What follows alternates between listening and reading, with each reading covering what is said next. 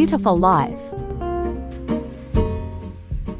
สวัสดีครับ Good afternoon and welcome to A Beautiful Life on englishonline.rmutp.ac.th. My name is อาจารย์เกษมพุทธเรืองศรี your host for the program. A Beautiful Life is a program broadcasted every Monday from 1 p.m. to 1:30 p.m. Articles and information about life, lessons, or good phrases from the books or websites will be presented in this program together with the latest news from ราชมงคล University of Technology Peranakans for you to enjoy. Today we start with the articles from China News Asia Insider. They say in Australia, a new generation of Peranakans find a way back to their roots. Thus, being Peranakan hold a very different meaning for immigrants to Australia than the Nonyas and Babas in Malaysia and Singapore. For one group down under, learning about their heritage has given them something more, a community. In Australia, a new generation of Peranakans find a way back to their roots. From Melbourne, Glenda Chi remembers the morning she could not recall the taste of her Peranakan grandmother's curry.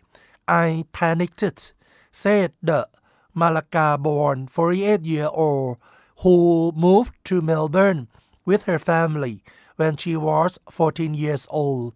I went to look at recipe books. I started calling Mom. Then Glenda, recipe in hand, went to buy the ingredients needed to make the dish. Before long, I had the Kerongkong music going on, and the whole house smelled like my grandmother's kitchen. She said, I felt like feel the memory still there. Like many immigrants, Glenda's cultural identity as a Nyonya had taken a back seat as the immerses herself in her adopted home. At that time, I was looking forward to living a new life. She said, the Peranakan thing wasn't in the forefront of my mind. It was more about a whole new lifestyle and settling here in Australia and becoming Australian, but losing a precious childhood memory and a core connection to her heritage. For that fleeting moment in 2021 made her realize it was time to do more to keep her culture alive for a new generation of Peranakan far from their ancestral homes. Her parents, Alfred Chi and Suni Tan, were already members of the Peranakan Association Australia or PAA Melbourne, an association Alfred co-founded in 2008, but Glenda had not been particularly active. Most of its members were retired. 80% were over 60 years old, and its Sunday gathering cater mainly for their social needs with activities like line dancing and choir practice. So Glenda set out to woo a younger generation of Nyonya and Babas. Nothing that they often had other plans. For weekends, she started holding monthly Megan sessions on weekday nights as well as panel sessions for young and old alike to talk about their culture and what they hoped to learn or pass down.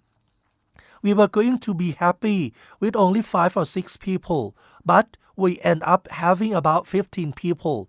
And at the second one, we had about 30 people, she said about the casual monthly gatherings. Today, she leads the next-gen chapter of the PAA Melbourne. We want to listen to people who have been born here and don't know how to speak the language. She said, how do they identify with Peranakan? the Kebaya connection. More than a decade earlier, Alfred and Sue were similarly drawn to the idea of bringing the Peranakan community in Melbourne together. After arriving in the city in 1990, they had virtually no contact with other Peranakans for 18 years, except when they visited Malaysia. Within their Melbourne home, Peranakan antiques from dedicated porcelains to handcraft wooden furniture and Sue's cooking kept them connected to their cultural heritage. But outside, they were simply another family of ASEAN immigrants finding their place in a new country. Our culture had to take a back seat, said Alfred, 85. We had to adopt a new culture because we were in a new place. All that changes thanks to the kebaya, the obliquitous blouse worn by women across Southeast Asia and adopted as traditional Peranakan dress. Alfred and Sue were approached by the late Peter V., the owner of Katong Antique House, who was holding an exhibition on the garment in Melbourne to help the planning, and he introduced them to Margaret De Silva, a Yonya from Singapore, also living in Melbourne. When the trio met, they immediately exclaimed and chat in Baba Malay, a carol with Malay, Hokkien, and English influence. We were strangers, and yet it was like a home away from home. We just connected with each other, said Margaret, 65 years old, who moved to Melbourne in 1990. Together, they realized 20 other Peranakan to support the exhibition, such as loaning items for display and volunteering to model the kebaya during the exhibition's opening. And at Peter's suggestion, Alfred, Margaret, and a few other Peranakans decided to start an association in Melbourne to turn a one-off connection into sustained bonds, exploring identity, challenging authenticity. Over the years, the PAA has welcomed members from Singapore, Malaysia, Indonesia, and Thailand outside of Melbourne, Victoria, and there were Peranakan Association in Western Australia and New South Wales. Perth, Whitty, an association of Indonesian Peranakan also had members in Australia. Other Peranakan are drawn to the PAA Melbourne as they can feel closer to home. Younger Peranakans, on the other hand, are more interested in exploring their cultural identity and learning more about their roots, said Glenda. Among them is Deborah Ong, who moved from Singapore to Melbourne for her undergrad studies when she was 18 years old. On her own and far from the home cooked Peranakan meals of her childhood, Deborah learned to cook, an interest that turned professional when she began cooking part-time in restaurants. As a child, she was aware that she was Peranakan, but it was not something her family often talked about, and Deborah felt she was on the fringe of her identity. Like you don't speak Malay, and so you are not Peranakan enough, or you did not tambuk or porn sambal in your mother's kitchen when you are a kid, said the 38 years old. Migrations made her think more deeply about her identity. In Melbourne, she was often asked where she was from. I would say Singapore, and they are like, oh, what does that mean? Or like, you are Chinese? And then I tell them, well, actually, I am Peranakan, said Deborah. She read more about Peranakan history and in time became more confident about her identity as a Yanya and as a Singaporean migrant. When I first came, I was consistently apologizing for my accent being weird, she said. But when you got older, you are like, this is who I am. And once I am confident in that, I will find my place in the community. James here, who moved from Singapore to Australia in 2010, also feels freer to explore his Peranakan heritage on his own terms as a migrant. In a way, there's no baggage, no clothes, family expectation of how I celebrate my identity and the rituals and festivals. He said the food that we eat or we cook might be a little bit different, but does it make it any less Peranakan? Glenda opined, it doesn't make you less Peranakan if you don't dance or sing or speak the language or take part in the traditional practices. It's because being Peranakan is about identifying with the culture. There's a spirit from Peranakan that we live out. In May, Glenda and PAA Melbourne organized a showcase of Peranakan culture at Melbourne's Museum of Chinese Australian History to celebrate the association's 15th anniversary, bring the culture to a bigger audience. We have excited for the last 15 years and we were still welcoming people, so we want to promote that.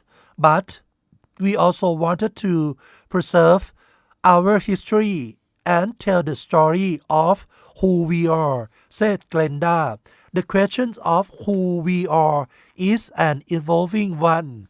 Glenda, Deborah, and James hope that Peranakan culture in Australia will be less about authenticity and more about identifying with the values that make the culture unique.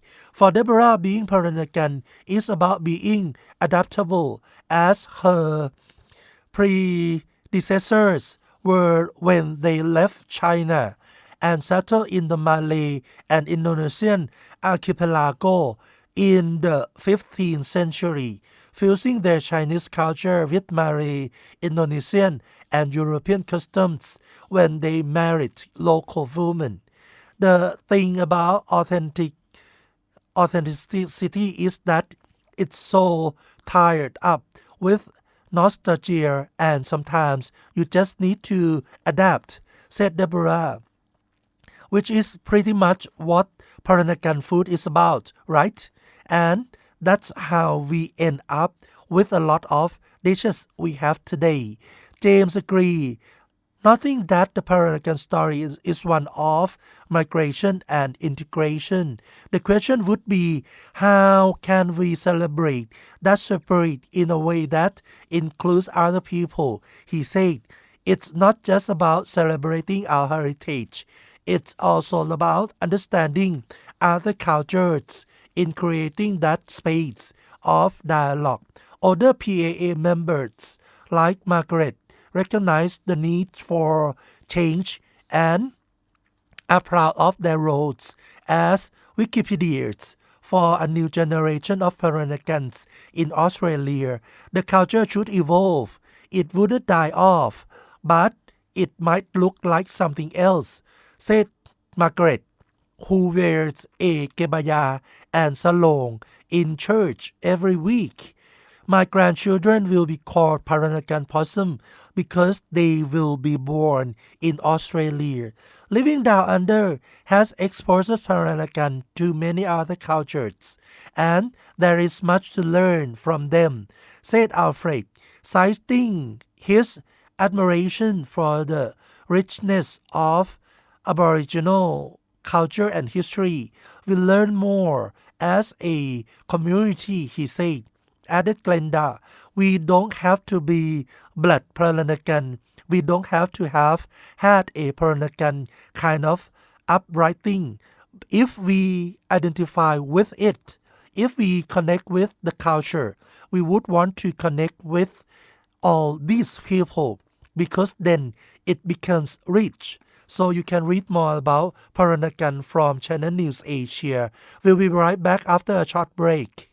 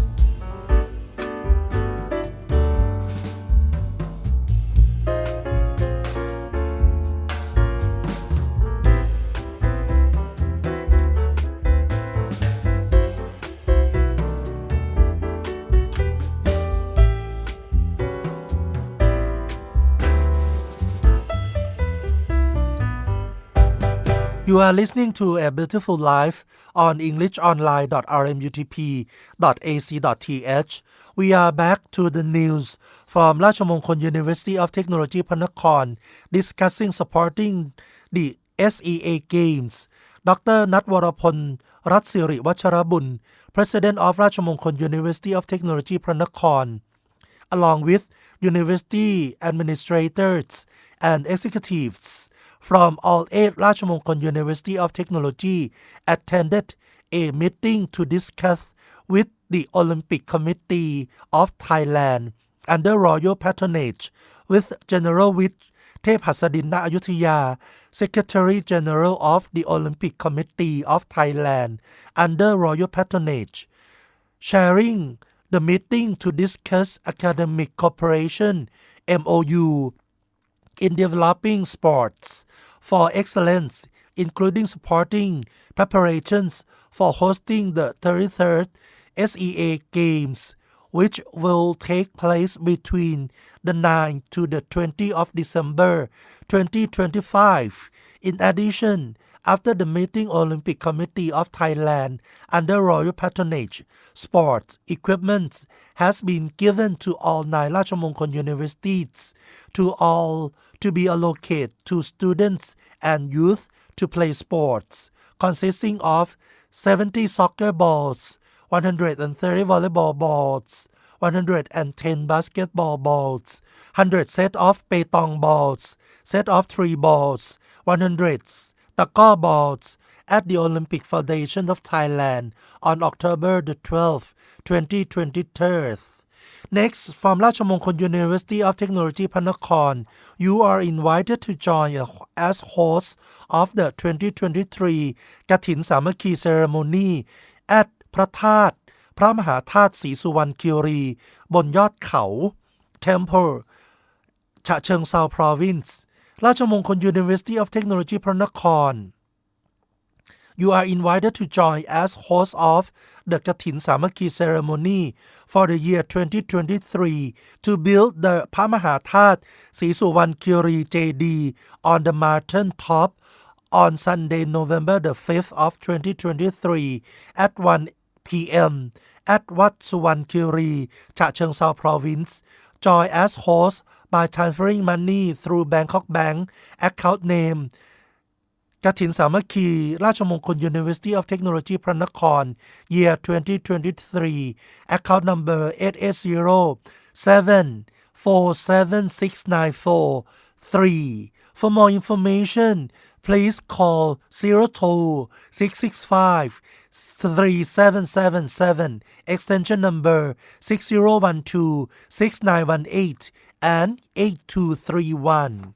Next, from Rajamongkol University of Technology, congratulations to the students of the Faculty of Mass Communication Technology, Rajamongkol University of Technology พระนคร on the occasion of passing the first round Social Advertising Film Contest Project Royal Trophy of Her Royal Highness Princess มหาจักรีสิรินธรCongratulations to the second year's Advertising and Public Relations Technology students, Faculty of Mass Communication Technology, Rajamongkol University of Technology พระนคร on the occasion of passing the first round Social Advertising Film Contest Project Royal Trophy of Her Royal Highness Princess มหาจักรีสิรินธรon the 19th through Young Producer Award 2023 on the topic of stopping before clicking, click when you are sure, or ยังก่อนคลิก click เมื่อชัวร์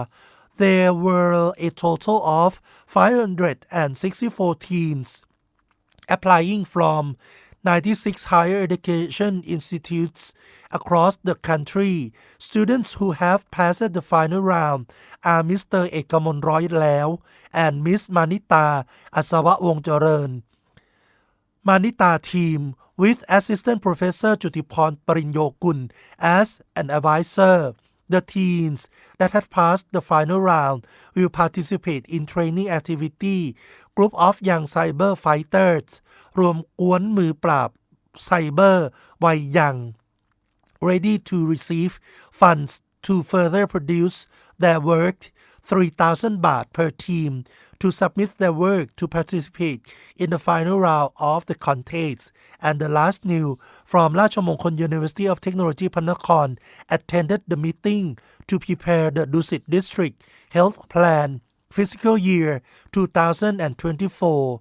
Assistant Professor ศรัทธาแข่งเพ็ญแข Assistant Rector for the Student Affairs ราชมงคล University of Technology พระนคร being a representative of the university to attend a meeting on the preparation of a health plan for Dusit District Fiscal Year 2024 together with the Dusit District Officer with Assistant Director of Dusit District Mr. สรรเสริญเรืองฤทธิ์ and Mrs. วรัญญาลีลาบูรณพงษ์ sharing the meeting along with the representatives of government agencies, the private sector, the public sector, and network partners in the Dusit area to jointly brainstorm ideas for preparing a health plan for Dusit District, which has been allocated a budget of 6,500,000 baht